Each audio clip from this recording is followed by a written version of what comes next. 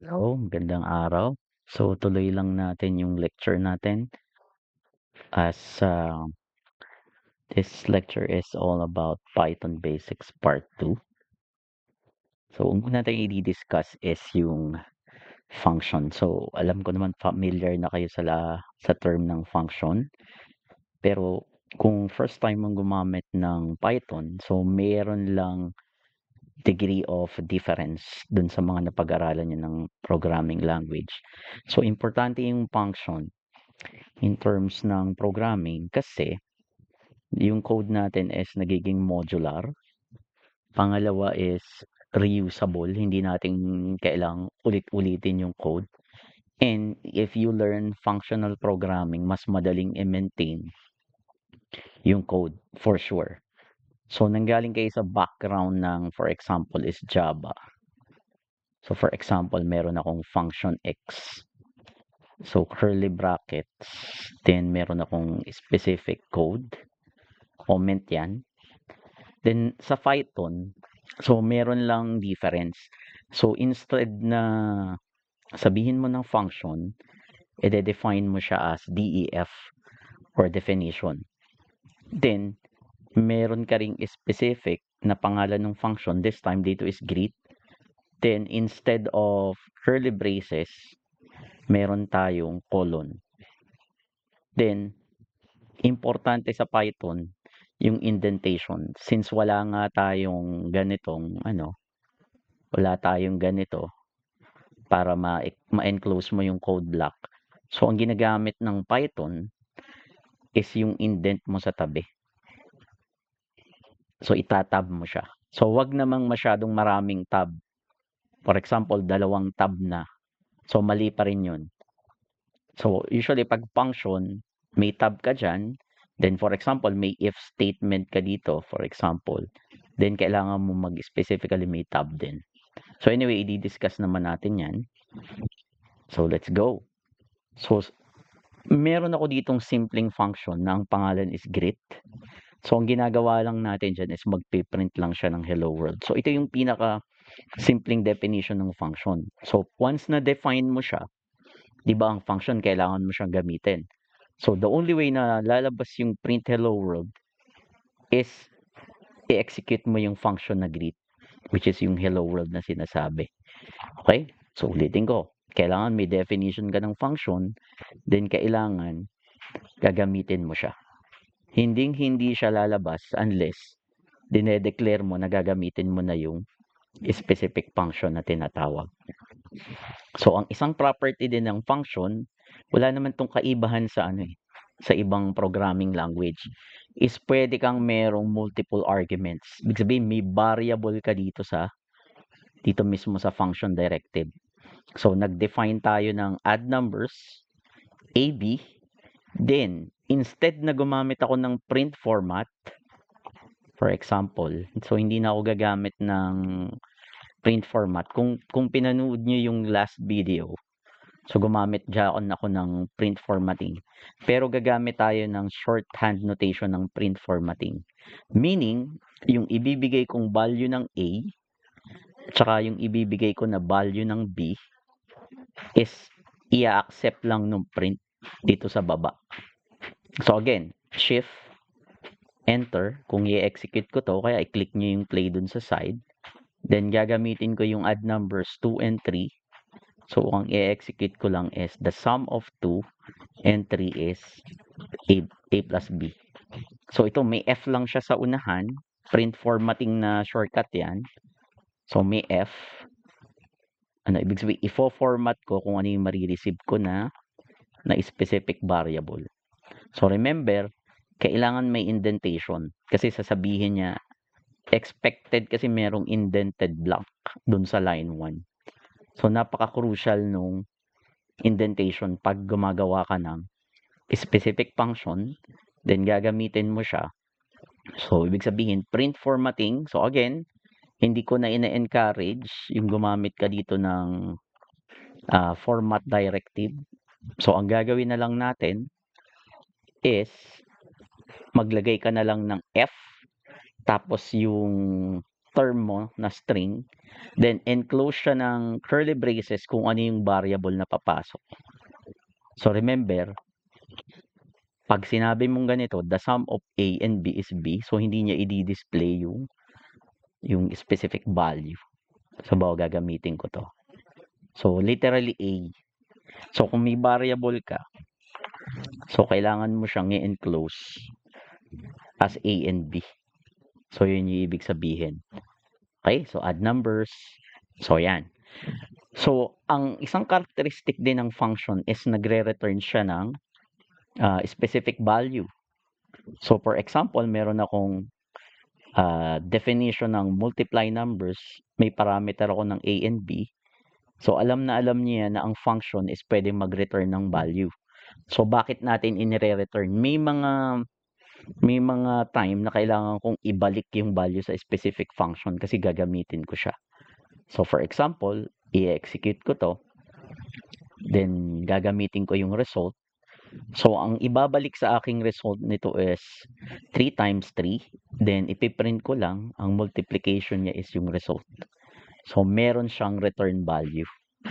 Kaya ang lumalabas dito is the result of multiplication is 9. Then, pwede nating pasimplihin yung function definition. Sa Python, may tinatawag na lambda expression. Ito yung mga function na anonymous. Kung familiar kayo sa JavaScript, pwede tayong mag-declare ng anonymous function. Ibig sabihin, walang name. So, according dun sa definition, unlike regular functions, dinedefine natin yung keyword as a lambda. Pwede din siyang may argument, but only one expression. Ito yung sinasabi ko. Lagi, kapag gumagamit ka ng lambda expression, lahat is merong return value. Hindi mo na kailangang i-declare yung return directive. Automatically, maghahanap ka ng return value. So, yung lambda function, bakit magandang gamitin over dun sa kung ang function mo naman is hindi ganun ka-complicated, so I suggest gagamit ako ng lambda for simple operation where a full function might seem excessive. Ibig sabihin, overkill na. Pag simple lang naman yung function mo, kahit gumamit ka na lang ng lambda expression. So ito yung ibig ko sabihin. So kung gagawin ko tong classic function, for example lang so pwede ako sabihin ko ditong def addition. So kung gagawin ko siya na classic function, so meron akong x and y. Okay? So minsan nalilito pa rin ako dito. Minsan itatay ko language ng C. So kung mag-a-add ka ng dalawa, for example, return x plus y. So ito yung ginagawa nating equivalent dito sa baba. Pero mas siya, mas maiksi kung gagamit ka ng lambda function. So kung i-explain ko lang ulit yung code, so meron akong argument x and y. So ito yung x and y. Then ang gagawin niya is x plus y. Remember, sabi ko kanina, ang lambda function is laging may return value. So kahit hindi mo na isulat yung return na to, kapag gagamit ka ng lambda expression, given na kapag gumagamit ka ng lambda expression, nag-e-expect ka ng return value. So yun lang ibig ko sabihin dun sa specific na lambda function. So ito at ito is equivalent lang. So tatanggalin ko na siya, in-explain ko lang siya na kung simpleng-simple lang naman yung function mo gaya nung ganyan. No need na mag full-fledged ka na function kagaya dito sa taas. So pwede mo tong gawing lambda expression. So dun sa sample natin, may variable ako na add. Ito yung lambda expression. Pansinin niyo wala akong name. Hindi ko sinabing def addition. Basta ang sinasabi lang ng lambda expression, ilan yung argument na marireceive ko, which is x and y. Then, colon, ano yung gagawin ko dun sa dalawang argument na marireceive ko, which is x plus y. So, i-add ko lang. Then, nag-assign lang tayo sa result equals to add. Kahit hindi mo na i-assign yan eh. Pag sinabi mong add 5-3, so pwede nang may result yan. Kaso gusto nga nating i-print eh. So, pag in-execute natin to, so 5 plus 3 ay 8. Okay? Ito, sample lang. I-square naman natin. Dito, humihingi lang ako ng isang argument which is x. Lahat nung papasok na value dun sa square is i-square lang natin. So, kung i-execute ko to, so yan is 36. So, again, kapag simple lang yung expression mo, consider using lambda. Huwag ka nang gumamit nung full-fledged definition ng function which is yung DEF. Okay? Then, sa lambda expression, pwede din may condition. Pero ang limitations nito is dadalwa lang. Dito sa condition natin, isa lang. So, gusto lang nating mag-identify kung even numbers ba yung 7. So, 7, modulo 2, big sabihin, meron akong remainder. Kung ang remainder ko is hindi 0, malamang hindi siya even. So, is even 7? So, kaya ang lumalabas dyan, it's either true or false. Pero kung babaguhin ko siya, for example, is 8, then iraran ko siya. So, sasabihin lang niya sa akin is true. So, balik lang natin sa 7.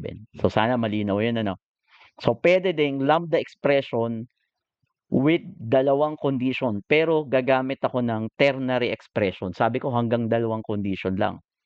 So, ganito naman isinusulat. So, for example, is even is equivalent to lambda x. Okay? Baligtad yung condition dito. Yung even ko dito is hindi ko siya pwedeng isulat dito sa side na to. Kasi nasanay tayo ng programming ng ganyan, di ba? Sabaw, if ganyan is even, for example, and else add. So, the way nag-work is ang lambda expression is isusulat mo muna sa unahan kung ano yung gusto mong result. Medyo mas readable to. So, even if walang remainder, add kung meron. So, yun lang na may ibig sabihin natin. So, pag pinlay natin siya, so is 4 modulo 2, walang remainder? Yes, wala siyang remainder. So, for example, babaguhin ko yung 5. Okay? So, sasabihin ko lang add. Remember, hanggang dalawang condition lang pag gagamit tayo ng lambda expression. Kung more than one condition ka na, gagamit na ako ng full-fledged na definition ng function. Kasi pwede ako maglagay dyan ng sa loob ng mga if statement. So, for example, ganyan. Tapos, halimbawa, another condition. Halimbawa lang to ha. So, pansinin nyo din yung pagkakatab ko. Okay, halimbawa may else. So, gagamit ako ng full-fledged na function definition. Hindi na ako gagamit ng lambda. Okay?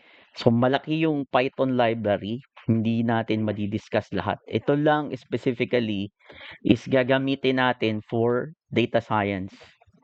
Okay? So, ito yung math. Meron din tayong tinatawag na map function. So, gamit na gamit to pag nagmamanipulate tayo ng data. So, built-in function siya. It gives a function each item in an iterable. So, ano yung sinasabi nating iterable? Pag sinabi mong iterable sa function, usually meron siyang mga indices o kaya mga index, parang array. Okay? Which returns a map object. Object lang yung nare-return niya, which is an iterator. Okay? Pag sinabi sa exam yung enumerate 1, 2, 3. Okay? So, ibig sabihin, kailangan mag-enumerate ako ng item 1, 2, 3, mai-provide ko siya. So, dito, yung list, tuple, at saka yung ibang data type is considered as iterator. So, magagamit natin yung map function. It can transform or modify elements of an iterable without using explicit loop. So, makakatipid tayo dyan. Ito lang tatandaan nyo. Meron akong map, humihingi ako ng specific function. Qualified ba sir na function yung lambda? Yes. Qualified siya. Qualified ba sir na function yung full-fledged definition ng function? Yes. Ang iterable na hinihingi sa atin is ilan yung i-iterate natin.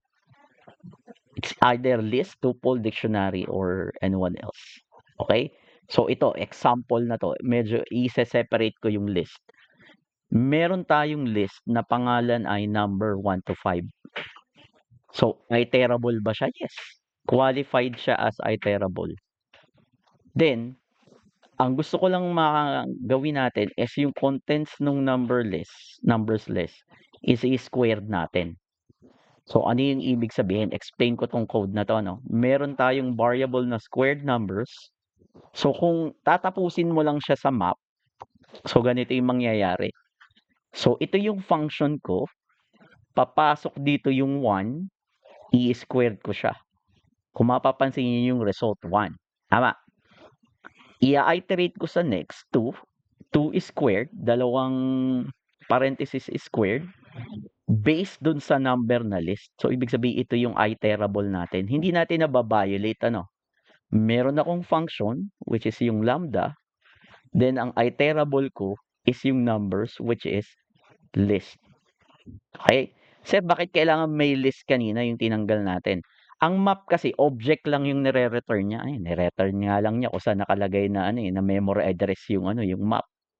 So, the way na makita mo yung result is yung object na map na ginawa natin is i-convert natin sa loob ng list. So, ibig sabihin, yung result nito, 1, 2, 3, 4, 5, in-squared ko sa isa, binroadcast ko siya, is i-assign ko sa specific list para makita ko. Again, ulitin ko sabi dito, ang nire-return lang niya is object, which is an iterator. Nasa loob pa yung mga specific value natin kasi iterator pa siya eh. Kaya nakapapansin yung map lang. So, the way na makikita mo yung data is lagyan mo siya ng list. Yan. Okay? So, next. Isa lang ba sir iterator ang pwede? So, hindi. So, sabi dito kahit ilan. As long as valid na iterable yung element na i-insert mo. So, this time, meron tayong A at saka B. Okay? So, 1, 2, 3, 4, 5, 6. Separate list tayo. Then, ang gusto ko lang gawin, isasum ko yung list. So, dalawa yung i-receive ko, X and Y. Then, yung papasok na X and Y, which is malamang, ito siya. Ang X and Y assignment ko is yung list na A at saka yung B. So, ibig sabihin, i-add ko lang si 1 at saka si 4. Kung i-execute natin to, yes, 5, 7, 9. So, yun yung ibig sabihin ko. Kahit ilan pa yan, magdagdag pa tayo, C. Halimbawa, 7, 8, 9. So, kailangan dagdagan ko yung iterables. Which yung nandun sa huling side. Okay? Wait lang. So, A, B, C. Okay, anong sabi dito? Takes two positional argument. Okay. So, may limitation yung iterable, So, gagamit tayo ng apply dito pag naging tatlo, pero hindi ko na siya muna i-discuss, For the meantime, pag multiple iterable, sabihin ko dito is 2 times, hindi kasi siya pwedeng gumamit na ng tatlo. Pero meron tayong function sa mga susunod, which is yung apply. I-apply natin dito sa mga function na to. Okay? So, hanggang dalawa lang yung po pwede. So, 5, 7, 9. Okay? So, next. Let's do a mapping using custom function. So, ibig sabihin, gumagamit din ako ng custom function. Ibig sabihin, hindi lang siya applicable sa lambda expression. Ito yung sinasabi ko kanina. Kung gagamit ka rin lang ng halimbawa x plus y lang, dito x plus 5, hindi mo na need dumaan sa full-fledged na function.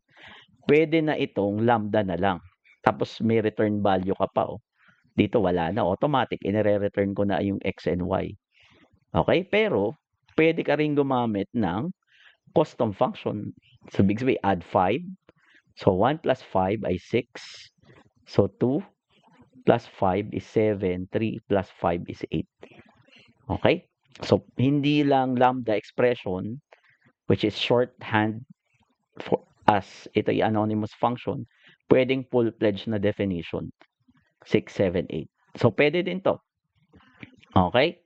So, pwede din to dun sa lambda expression natin, hindi natin nagamit. Pero, kapag full-fledged yung function mo, pansinin nyo, list 1, list 2, list 3. Okay? So, pwede natin gawin yan. So, ito, x plus y. Okay? So, ang function definition natin, xy. Actually, parang gumagana siya. Okay? So, halimbawa, may nalimutan lang akong ilagay. 7, 8, 9. Hindi lang pang dalawa siguro to. Kasi hindi ako nagtetest ng ganun kadami. So, siguro kulang lang yung argument natin. Bawa X, Y, Z. Okay? I think gumagana to. Then, kailangan mag-provide lang ako ng ABC. Kung gaano karami yung papasok na argument ko, yun din kadami ng list ng iterable. Sa palagay ko gagana to. Sorry. Nalito lang ako dito, ano. Pero may mas madaling way dyan kung paano i-execute, which is gagamit ako ng apply. So, kalimutan nyo yung sinabi ko kanina hanggang dalawa lang, ano. Kalimutan ko lang mag-include dito. Kasi napansin ko dito, kapag full-fledged yung function, kaya din naman. So, kung ipa-plus natin yan, 111, 222, 333. Okay? So, next. Pwede din tayong gumamit ng filter function. So, again, isinasummary ko na yung Python basics natin kasi sabi ko nga, for data science lang tayo. So, yung filter function naman is a built-in function that constructs an iterator from elements of an iterable which for a specified function returns true. So, ibig sabihin sinasala lang natin.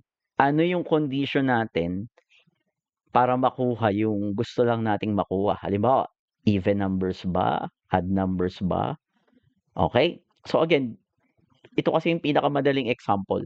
I-check natin kung yung number natin sa numbers is even via filter. So, filter ngayon yung gagamitin ko. Okay? May specific tayong condition. Ibig sabihin, if i-filter natin tong 1, 2, 3, 4, kung alin dito yung even numbers. So, is even. So, papasok dito. 1 modulo 2, yes, may remainder. So, add siya. 2 modulo 2, yes. Sasabihin kong yan ay even number. So, ang ine-expect lang natin is 2 and 4. Okay? Again, tingin ka sa sa definition niya. Yung filter, kailangan ko ng function at isa lang na iterable. Okay? Ang function natin dito is even nung lambda expression. Ire-return lang niya kung true or false based sa numbers. Ito siya, oh. Again, ito ay function. Ito yung function natin. Then, ito yung iterable. So, kung ipiprint natin siya, 2 and 4. Yan lang yung na-identify natin na even numbers. So, yun lang na may ibig sabihin nun, using filter. Then, pwedeng i-combine natin with map. So, medyo mahaba na yung code natin, ano. So, ang gusto nating mangyari dito, meron akong lambda function. Okay, may lambda function ako dito, ano. So, 1 is i-square lang natin based dito sa ating list na meron tayong filter condition na kapag in-square ko is greater than 15. So, malamang ang greater than 15 is ito, 16, 25, 36, 49, 64. So, wala tayong nababiolate. Yung filter natin is nandito. So, balik tayo sa ano. Ito yung filter. Then, ito yung specific function natin. Okay? Which is, if i-filter natin based dito. Plus, ano yung gagawin? Ang iterable natin is sa loob is merong mapping. Then, based sa mapping natin, anong imamap? Yung specific numbers. Okay? Greater than 15 lang. Kasi ito 1, 4, 9, which is not greater than 15. So, ibig sabihin, nafi-filter natin yung specific numbers kapag in-square, which is greater than 15. So, yan yung tinatawag natin na filtering. So, next, pwede ding multiple iterables, yung sinabi ko kanina. Okay? So, multiple iterables. So, dalawa. Okay? So, dalawa yung binibigay natin. Ang sabi naman natin dyan, kailangan ko yung unang value, which is yung 1 and 10, x and y, ipagpa-plus ko lang. Okay? Ipagpa-plus ko siya, tapos, i-square natin. Which is dapat is greater than 100 yung pang-filter natin. So, ang i-di-display lang nito is any number na ang result ng addition tapos ini-square mo is greater than 100. Okay? Sir, lagi bang list? Hindi. Pwede ka ding gumamit ng dictionary. Kaya sabi ko sa inyo, kailangan panoorin niyo yung video last time para malaman niyo kung ano yung definition ng mga data types natin. So, ganito lang. I-explain ko lang So, mas maganda kung i-explain ko dito sa side na to. So, remember, ang dictionary is merong key value pairs. Sige, sulat lang ako. So, meron tayong key value pairs. Review lang. Meron akong key na A, meron akong specific value na 1. KV. Okay? Merong key, merong specific values. So, dictionary 1, then separated ako ng comma. Okay? So, ang ibig sabihin lang natin dyan, yung lambda, ang hinihingi kong argument is key. Itong A. Yun yung key. So, for every key, which is A, okay? Pag sinabi ko ditong for every key, for example, ito ay key A ng dictionary 1, then yung dictionary ko is key A din. So, ang ibig sabihin, pinagpa-plus lang natin yung mga specific value. Then, meron tayong certain condition. Bakit, sir, item 1? So, remember, tayo ay nasa index 1. Okay? So, pag ginawa mo tong 0, error yan. Hindi niya makikita yan. So, kaya tayo may item 1, ang gusto nating i-test is itong mga specific value na to. Okay? I-add natin 11, 22, 33, 44, 55. Kasi na. Okay? Ganun yung sabi ng code. Then, kapag greater than 30,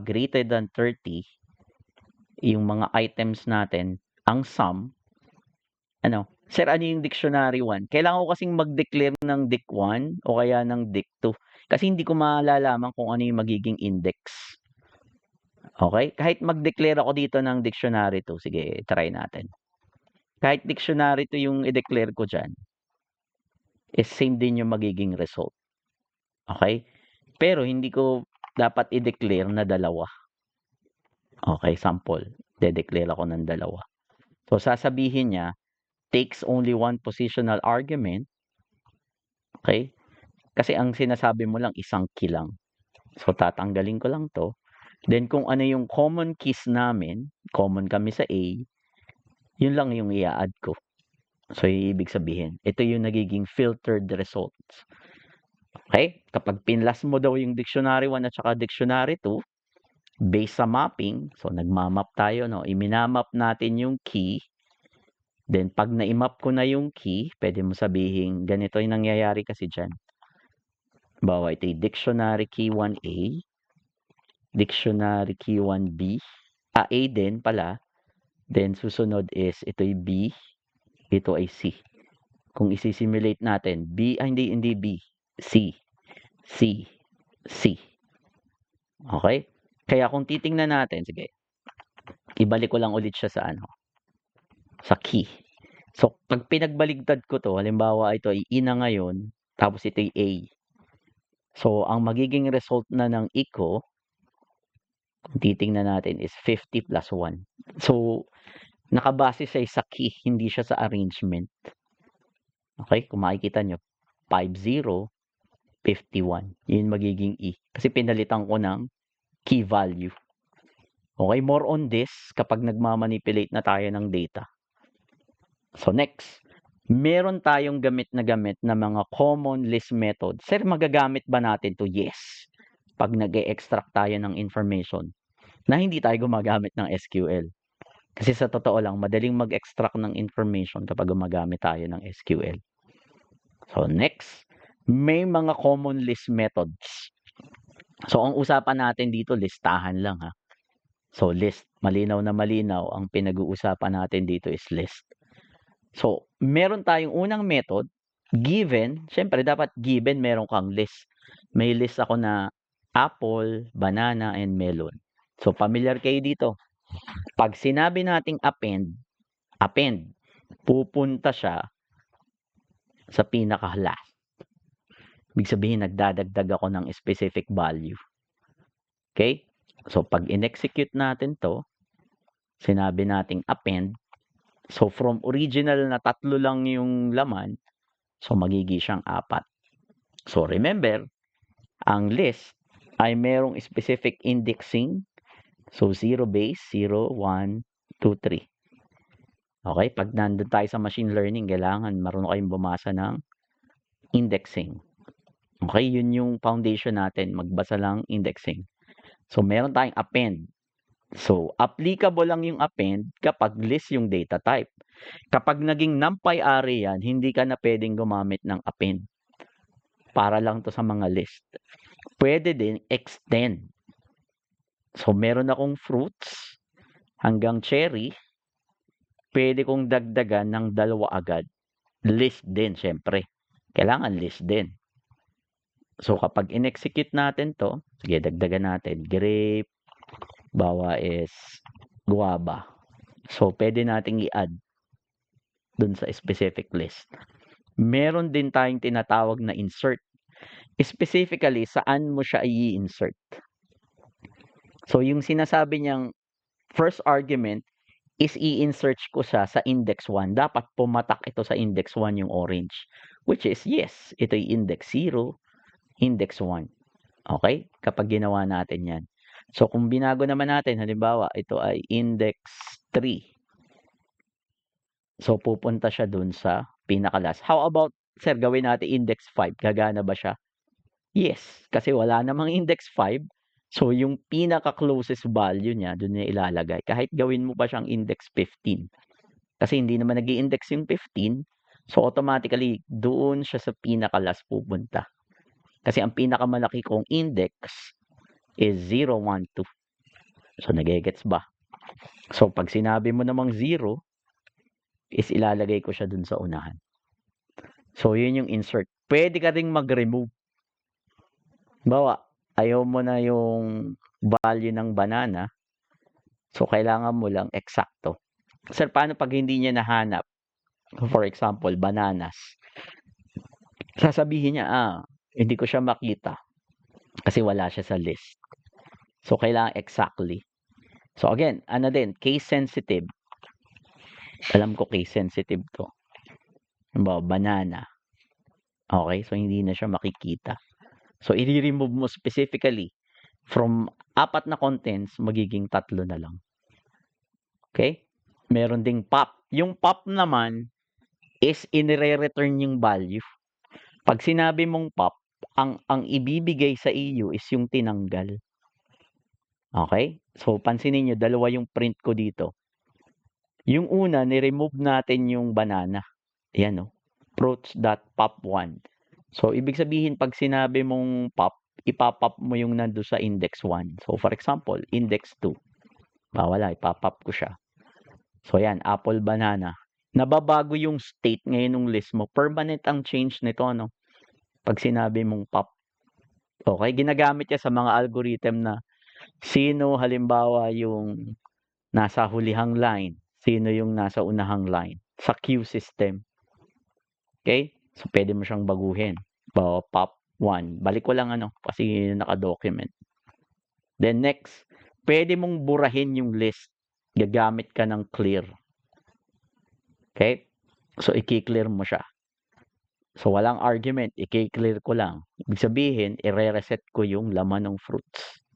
Then, meron din tayong index. So, ano ibig sabihin ng index? Anong index ba, fruits, matatagpuan ko halimbawa si apple. So, ang ibibigay lang niya sa'yo kung ano yung indexing na mahahanap natin. Okay? So, pag binago natin, bawa is banana. So, yun. So, ibig sabihin, makikita ko lang yung kung anong klaseng meron akong index. Then, meron tayong count. Ilan yung occurrence ng banana? Sige, dagdagan natin. So, ang sagot dyan is 2. So, dagdagan lang natin. So, yun yung counting natin, which is 3. Then, pwede din tayong mag-sort ng list. Okay, yung una, walang argument. So, isosort ko siya. Pag walang argument, ano? So, ascending. Then, i-comment ko siya. So, pwede mong sabihin reverse equals to true kung gusto mo naman pabaligtad yung sorting. So, 9, 5, 4, 3, 1, 1. Okay? So, dalawang klase. Pwede mong i-reverse. Pwedeng yung normal na sorting. Okay? So, gumagana ba yan sa letters? So, try natin. Bawa ito ay Z. Try natin ha. Ito ay B. O, yan. Bawa ganyan. Samantala lang. Babaguhin natin. So, isosort natin siya. So, BZX. Yes. Gumagana din siya sa ano? Sa string. How about combination?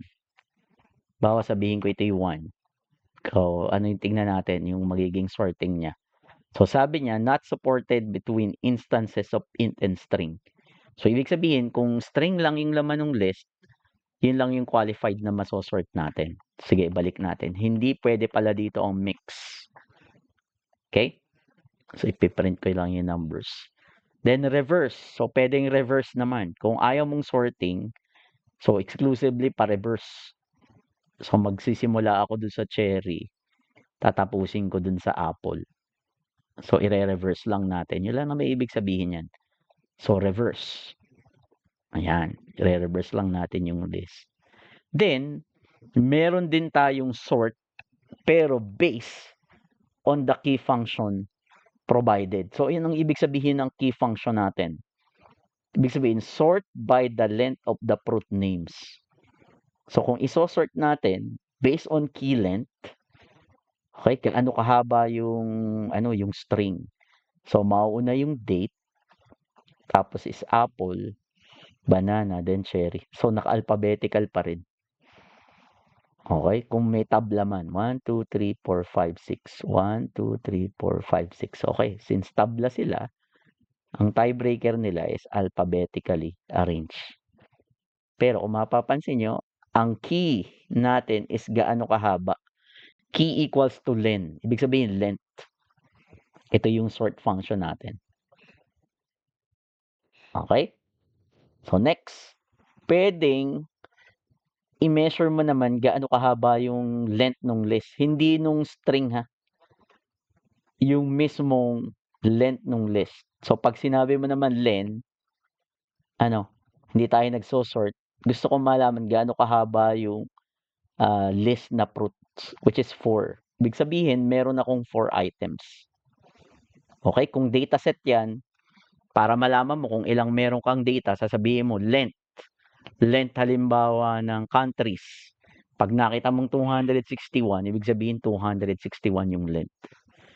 Okay? So, yung ibig sabihin. So, next. Isa pa sa naggamit na gamit is yung list comprehension. So, separate ko lang siya. So, pang-iterate to ng list. Kaya nga sabi list comprehension Sabi dito, although not a method, it provides a concise way to create list based on existing string. So, tayo dito nagke-create ng list. Kasi paano tayo nagke-create ng list? Yung result nito, which is in-square ko siya, So, ibig sabihin, 4x in numbers. Ang x ko dito, temporarily, is 1 to 5. Yung papasok natin na x, ito ay parang lambda function din, pero hindi natin directly define kung ano yung gagawin.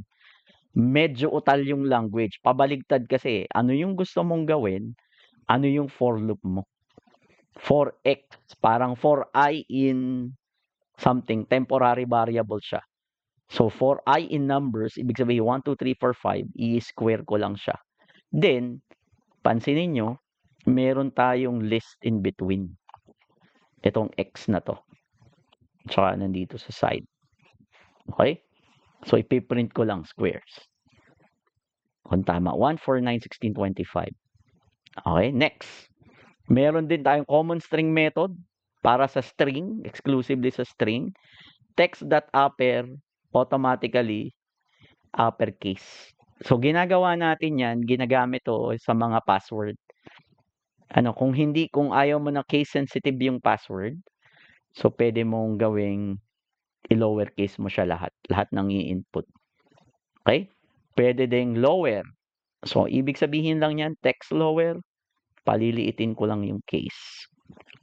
Capitalize. Pag sinabing capitalize, yung unahan lang. Pansinin nyo, H, H. Pag sinabing title, per word ang capitalization.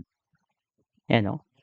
H, W, okay? F, P. Okay? So, tingin. H, W, F, P. So, yun yung ibig sabihin ng capitalization. Then, meron ding strip. Ito usually sa mga HTML element. Ang ini-strip natin is yung leading at saka trailing white space. Meron itong L strip, pero hindi ko na i-demo. Merong L strip at saka merong R strip. Ibig sabihin, to the right side, tapos yung isa to the left side. Pag sinabi mong strip, both sides. So, kaya ang magiging result natin is ganito. So, may difference siya, Halimbawa, sinabi ko lang tong text, which is ito. So, yung trailing hindi siya mawawala. Ito siya, So, may spacing. Yung ibig sabihin ko ng strip. Okay? Pag sinabi mo namang L strip, kung di ako nagkakamali, may L strip. So, meron siya dito sa side. Pag sinabi mo namang R strip, okay? Yan. Okay? Interpret nyo na lang. Baka nagkabaligtad ako. So, meron ganyan nag-e-exist. So, strip ko na lang. Parang, siya, white space cleaning. Then, meron tayong find sa string. So, meron akong text.find, hanapin ko yung world. Sir, bakit 6? Ay, isa lang naman yung world. Tayo, hinahanap natin yung substring. So, ibig sabihin, 0, 1, 2, 3, 4, 5, 6. Yung unang occurrence ng world is nakita ko sa 6 index. Okay? Halimbawa, worlds. Mahanap ko ba siya? No. So, ibig sabihin, kapag hindi ko nahanap yung exact na sinasabihin kong worlds, is bibigyan niya ako ng -1. So, ibig sabihin, hindi siya nag-e-exist. Okay? So, balik ko lang ulit siya sa world. So, next, replace. So, i-replace ko yung world ng Python. So, ganun lang kasimple ibig sabihin yan. So, replace. Okay? Ito, nangyayari ito sa ganyan. Ganyan ang program niyan. Bawa, Control H. Sa mga sa Microsoft Word, di ba? Dito, Control F eh. So, ganun yung gumagamit ng replace text kung gumagamit kayo ng Control H tsaka sa Microsoft Word at kahit anong software. So, ito yung underlying code niya. Okay? So, next, split. Ito gamit to sa split. Splitting sa paglilinis ng data. So, sampulan lang muna natin yung unang example. So, halimbawa, meron akong print. So, kapag wala kang binibigay na argument, automatic space yung magiging delimiter mo. Again, ulitin ko pwede kang maglagay ng argument sa loob. Kung ano yung delimiter na tinatawag. Delimiter. Pwedeng ang character mo ay slash, pwedeng plus, sa mga cellphone number, halimbawa 0997, bawa ay 1, 2, 3, 4, 5, 6, 7. So, pwedeng ang delimiter mo sa hyphen para mawala siya. Parang ganyan. Basta mawawala yung yung special character. Okay? So, pwede mo siyang i-delimit doon. So, for example, gusto mo lang makuha yung domain name ng email. Yahoo ba siya? Gmail? So, pwedeng ang split mo dyan. Sample na ito. Sample, nag-split tayo sa at yahoo.com. Okay? Kung gusto mong makuha yung domain name, 'Di ba ito yung list na? So, pwede ko sabihing split 1 ay yahoo.com. Bilangin natin kung ilan yung, subscriber natin na may yahoo.com. Okay, ilan yung may yahoo.com na email. So, split 1 kasi 'pag sasabihin mo na split 0, ang makukuha mo is yung sample. Okay? So, yun yung ibig ko sabihin. Sir, pwede bang i-split mo na diyan? So, try natin kung pwede na dito, split 1. Okay, pwede din. Short. Kasi ang ibinabalik naman niya is list, eh. Okay, yung email ko is nagiging list. Yun ang ibig sabihin, pwede siya dun. Pero sige, tanggalin ko na lang muna. Okay, join. So, i-jo-join ko siya. For example, hello world from Python, nasa list naman. Ito ginagawa 'to sa ano, sa sentiment analysis.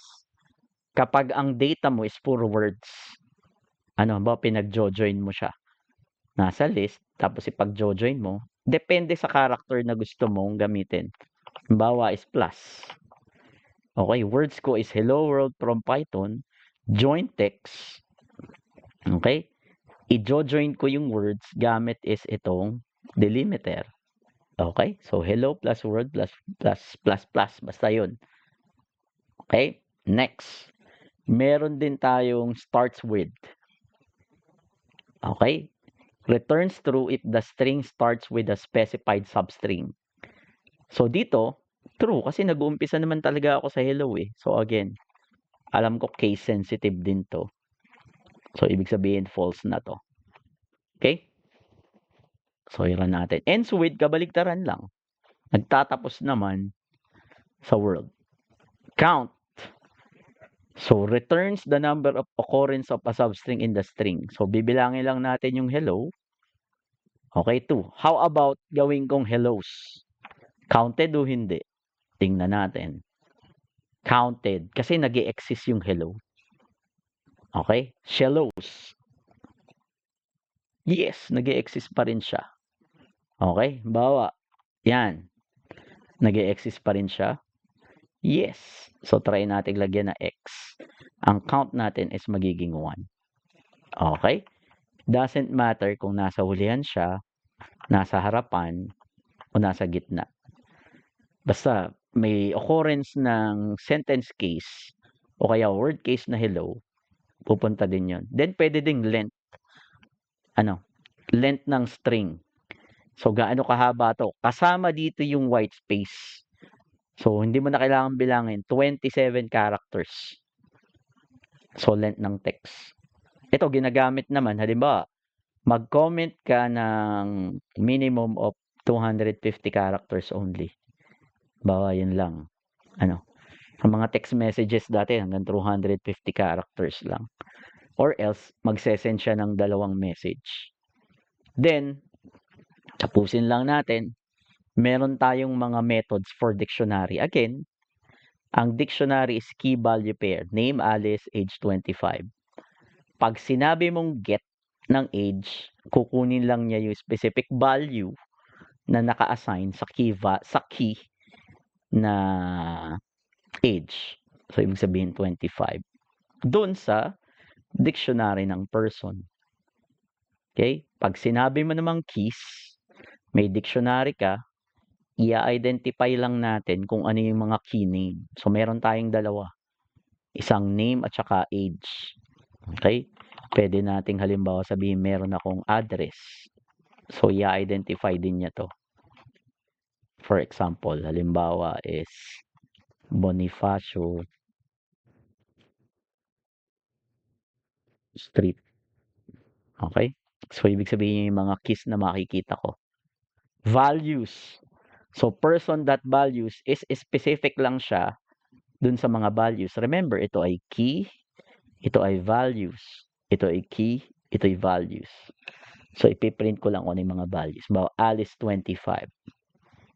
The next, meron tayong tinatawag na items. Ano yung item, sir? Returns a view object that displays a list of dictionaries, key value in tuple pairs. So, kino-convert lang niya sa tuple. Di ko alam, baka may paggagamitan ka as a tuple. So, pwede mo siyang gamitin. Then, update. Parang SQL din. Ang dictionary is pwede mong gawing database. Okay? So, meron akong person. Halimbawa, meron akong name, Alice, bawa age 25. Then, i-update ko lang yung age from 25 gagawin kong 26. So, again, ito yung original nating dictionary. I-update ko. Okay? So, mare-replace niya yung original, which is ito yung person. Okay? Alice, age 26 na, City of New York. Update. Okay, mahirap yan kapag may kapangalang Alice. Pwede ding halimbawa is ganito. Okay? Meron kang specific ID. Okay, sample yan ano. So, 001, nested to na dictionary. Dictionary sa labas, dictionary sa loob. So, pwedeng ganyan. Okay? So, sabihin mo, people na may index na 001, i-update ko yung age at yung city niya. So, dito, hindi maapektuhan yung mga nandun sa loob. So, pwede kang mag-update. Parang sinasabi mo, ito yung primary key niya. So, sa baba, Alice, instead na 25, we have 26. Ito, mga simpleng foundation para makapag-umpisa tayo ng data science. Ano? Huwag kayong ma-excite agad na yung nakikita nyo sa curriculum. Okay? Kasi pag hindi nyo naiintindihan yung concept ng mga to, hindi nyo maintindihan yung mga susunod na lecture. Okay? Bago tayo tumakbo, gagapang muna tayo. Di ba? Ganun naman talaga ang mga baby. Bago siya maglilikot, nakahiga lang siya. Tapos nagko-crawl na siya. Tapos naninimbang hanggang sa tumakbo. Bago tayo tumakbo, kailangan gumapang muna tayo. Okay? So, meron ding pop. So, similar to dun sa ano. So, pag sinabi kong age equals person.pop, ang ipapop ko lang is yung value niya. So, sample age. Okay? Ipapop niya yung value niya. Then, madadamay na din yung mismong age. Pansinin niyo, nagbago yung status ng dictionary natin. From name Alice, naging name Alice na lang. Nag-pop yung value ko ng age, 25 lang yung return. Then, mawawala din. Okay? So, yun yung ibig sabihin ng pop. Pero yung person, may changes din na mangyayari. Since ipinap mo nga yung 25, damay na rin yung key value. Yung key. Ano, ito yung key value, ito yung key. Okay? Next, ito yung pop. Pag sinabi mo namang pop item, ang mangyayari dyan is damay yung key at saka yung value. Then, mababago yung state ng dictionary mo. So, kung gagawin natin yan. Okay? Clear. So, similar. Lahat naman halos may clear. I-empty out mo lang yung dictionary. Okay? Dictionary constructor. So, pwede ka daw bumuo ng dictionary from ganito yung formatting. Name equals Alice, age equals 25, DICT, bubuo siya ng dictionary. Okay? Another one, pwedeng manggaling sa list na may laman na tuple. Again, tuple ito, ano? Kung di nyo alam kung ano yung tuple, balik kayo dun sa previous video recording. So, ito yung pairs natin. Nakagawa din ako ng dictionary. And last, tuple unpacking. Okay, meron akong tuple na value. Ito. Alice, 25. Tapos ay New York. Name, age, address. So, the way na ma-unpack mo siya, unpack, parang bubuksan mo sa box. Sa Python, pwede kang mag-define ng 3 variable na equivalent dun sa person. Ang mangyayari, separable na agad sila. Pansinin nyo, ipiprint ko siya, no? Alice, 25, New York. Okay? So, what if nag-define ka ng kulang? Halimbawa, ang sasabihin niya sa'yo, i-comment ko to, ano? So, kung gaano karami yung ina-unpack mo na tuple, ganon din kadami yung definition mo ng variable. Hindi maaaring magkulang. Okay? Laging name, hindi. Gusto mo, pangalan, edad, syudad. So, pwede siya. Ina-unpack natin siya. So, ito, for example, paano mong i-extract yung mga data sa loob ng list na nakatuple siya. Pwede kang gumamit ng for loop. Okay? Papangalanan mo siya. Ito yung name, ito yung age in people. Then, i-format mo siya, name, age is 7 years old. Ine-extract natin sa loob. Alice is 25 years old, Bob is 30 years old, Charlie is 35 years old. Pwede ring enumerate kapag ang pure list siya. Bawa, apple, banana, cherry. For index, fruit in enumerate. Ang enumerate, nagbabalik siya ng index at saka specific value. Index 0, index 1, index 2. So, yun yung ibig sabihin niya. Pag curious ka lang kung ano yung index niya. Then last, alam ko last na to, zip. Okay, meron akong list, meron akong ages, separate storage. Okay, may list na name, may list na ages, paano ko siya enumerate? Kung may ka-partner, gaya nito, Alice, 25. Sir, pwede namang gawin ganito na lang yung data eh. What if yung nakuha mong data nga separate? So, i-convert mo pa ba siya sa ganitong format? So, hindi na. Gamit ka na lang ng zip. Okay? So, meron kang name, meron kang age in for loop in zip. So, ito yung names na Alice. So, kasunod niya is ages 25. I-unzip mo siya. Pero by pairing. So, yun yung mangyayari dito. Okay? Yan yung basics ng Python. So, ang next lecture natin is magdi-discuss tayo ng numerical Python.